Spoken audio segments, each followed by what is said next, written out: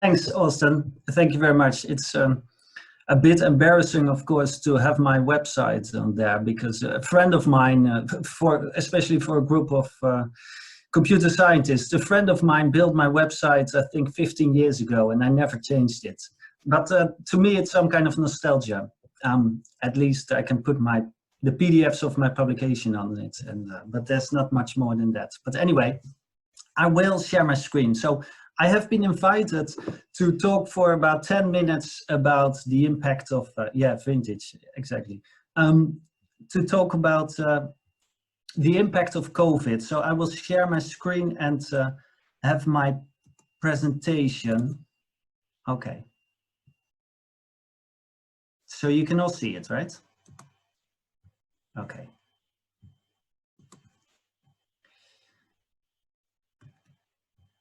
So I'm a professor of responsible management. So I'm a psychologist, and I'm now in a business school in Lincoln.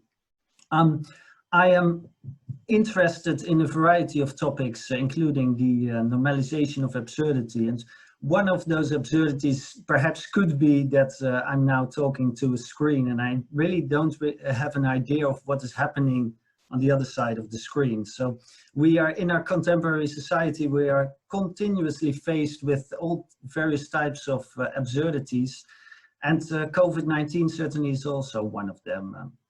But one of my other interests is also in activist academia, or activism in academia, and the Manifesto, which I will very briefly talk about, but is one of those examples, which is basically around the question of, okay, what can we do in academia to basically make academia a better place for us, ourselves as academics, because we all know about the burnout crisis in academia and so on and so on. And the manifesto that we wrote last year with a group of psychologists was very much around that. But now, just as a conversation starter, to talk a little bit about the COVID-19 crisis. Now, perhaps many or some of you also have this COVID fatigue, that there's now so much in the news and blogs and opinion pieces and all these very intellectual responses on what COVID means. But still we are in the middle of this crisis still, and we have to think about, okay, how do we move on from here? And what we can observe is that since mid-March, you had all these stories of, okay, that all these brilliant researchers are active on building or developing a vaccine, and as soon as there will be a vaccine against COVID-19, we can return to normal. We can just pick up our old lives, and everything will be the same. Now, we have moved a bit from there, of course. On the one hand, the vaccine will not be there for certainly quite some time.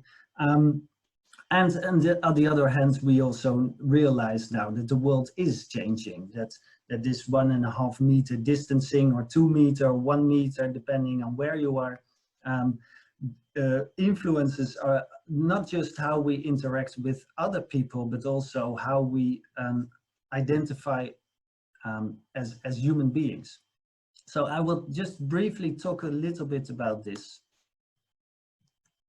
So in Lincoln, we have a group around responsible management, and we can understand the crisis as a trauma. It's a trauma where we experience a sudden rupture of our established notion of normal. So everything that we basically we have taken for granted prior to the crisis is now suddenly changed, and so there is no return to what was before. But this crisis has not just impacted us personally or societally, but it cuts right through every layer of society. Right, so on the political, economic, what we see is that our current neoliberal global system is slowly disintegrating. The capitalist underpinning of societies is kind of slowly breaking down into a necessity, and I guess we will be seeing that more in the next year and months or so, when unemployment will rise, that there will be more talks about the universal basic income and those kind of things. So we need more state support to keep people in jobs, or keep at least some kind of financial support for people to survive.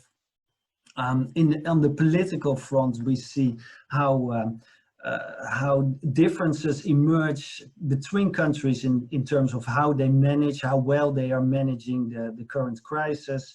And I think this also links back to what I've seen from the questions that we just saw, is that there is quite some disparity in terms of who is doing well and who is not managing well during the crisis. So these inequalities tend to emerge and worsen the situation. But of course, as a psychologist, even more interesting is kind of what are the effects on the social domain. So of course, we've talked about the end of the handshake, which of course is kind of reflective of what the changes will be on the interpersonal dimension. So if we now meet people on the street and we all wear face masks, how do we interact? For instance, I have a son of 5 years old who now grows up with the idea of avoiding people on the streets, which of course has an impact on how we relate to each other as human beings.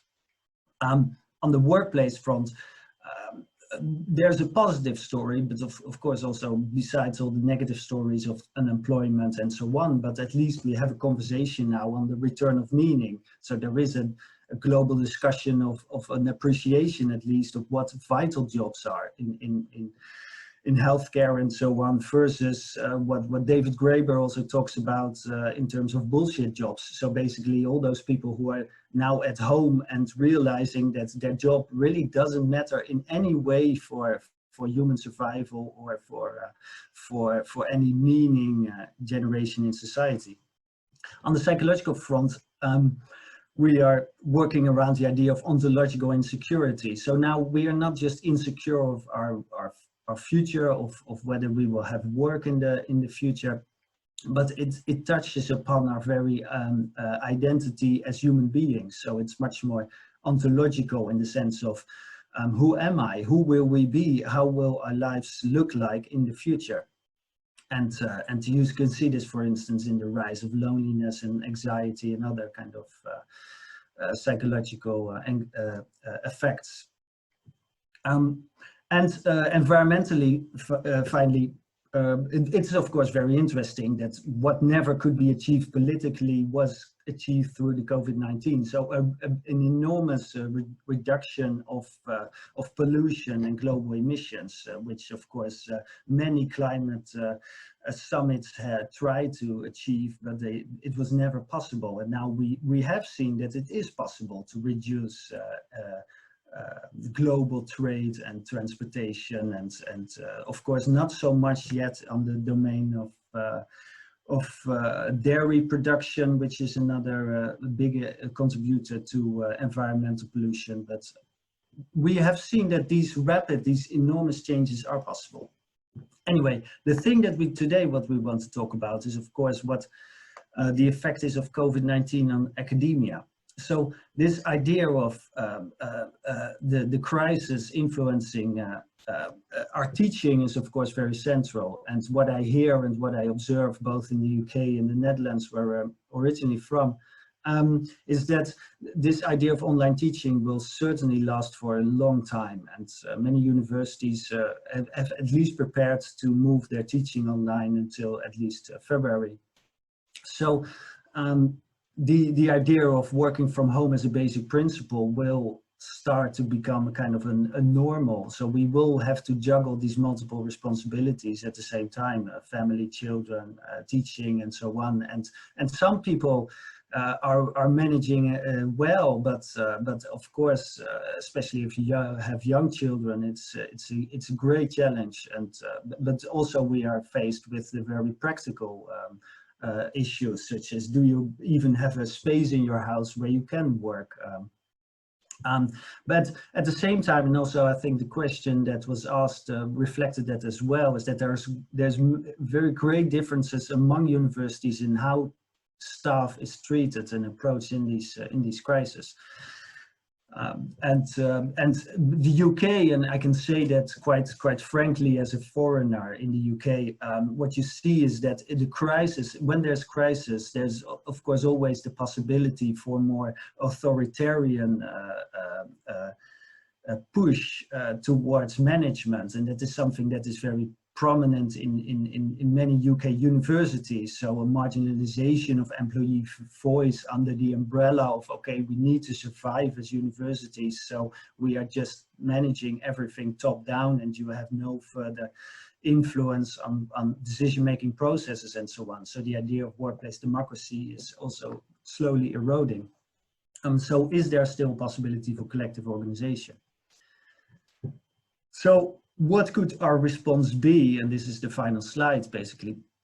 Last year, we published a manifesto for the future of work and org psychology as a group of psychologists, which is primarily about our own discipline of work psychology. But we have 10 recommendations in that manifesto, and many of them are applicable to a wider range of disciplines in academia. But our point is that we as academics, we have agency. If we collectively organize, we can actually play an important role in our own discipline, in how universities are structured and managed and how we relate to society. But we do have to have these conversations as disciplines and across disciplines about why are we doing our research, who are our benefactors in our research. So in terms of IT and computer science and so on, who are actually our benefactors in terms of are we doing our research for individual societies or big tech? But also questions like how can we ensure our own well-being in a post-COVID-19 workplace? And how do we maintain a community if we are all working from home? So the idea here is as well that the possibility for a much stricter type of management is for universities is enabled by the fact that everybody is working from home on their own. So if we're all isolated, it's very it is made much more easily possible for universities to have a much more individualized relationship with the employees, and so the decrease of collective agency and collective action as academics. And then finally, of course, how will we relate to our students? Perhaps the question is different in disciplines such as computer science, where most of the students' work is also done primarily via the computer, but still the essential idea of a university and learning is that you bring together students, and that the student experience is so much more than just the knowledge that you gain. It is getting together, it is the whole social element of learning from each other, of sitting together and having a debate, but also the social element, of course. So these questions we will have to ask, and I also haven't been part yet of any structured discussions around this. So I'm really looking forward to what's coming next. So is that 10 minutes or? I'm not sure. Anyway, thank you very much. Here's some other links, but I'm looking forward very much to having further conversations.